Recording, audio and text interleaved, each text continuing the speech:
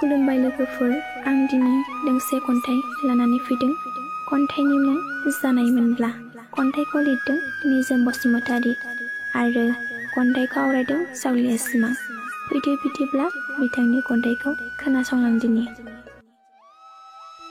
जानायमोनब्ला बै समाव नोंखौ लोगो मोनाब्लानो जागौमोन।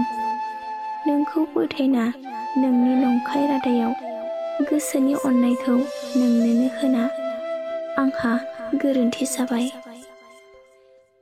जानायमोनब्ला बै समाव आंनि थार गोसोखौ नोंनोनो होआब्लानो जागौमोन।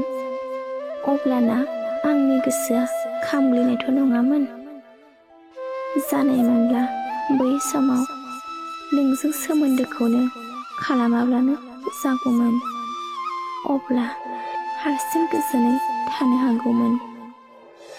नोंखौ लोगो मोनना गोरबोनि बुंजासे अननायखौ नोंनोनो होना गावखौ बावगारनायानो जोबोर गिदिर गोरोन्थि आंनि।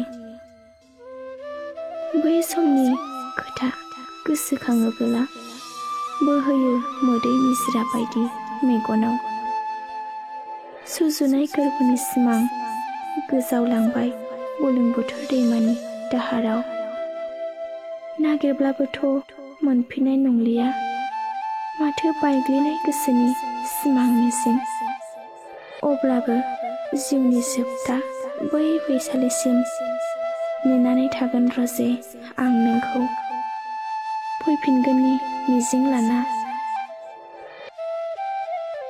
एसेनोसै खन्थाइया, गोजोन्थों।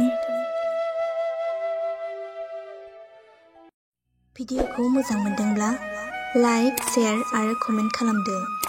लोगोसे जोंनि जावलिया सिमां इउटिउब चेनेलखौ साबस्क्राइब खालामदो आरो फेसबुकआव नायदोंब्ला जोंनि जावलिया सिमां फेसबुक पेजखौ लाइक, फल' खालामदो। एसेनोसै, गोजोन्थों।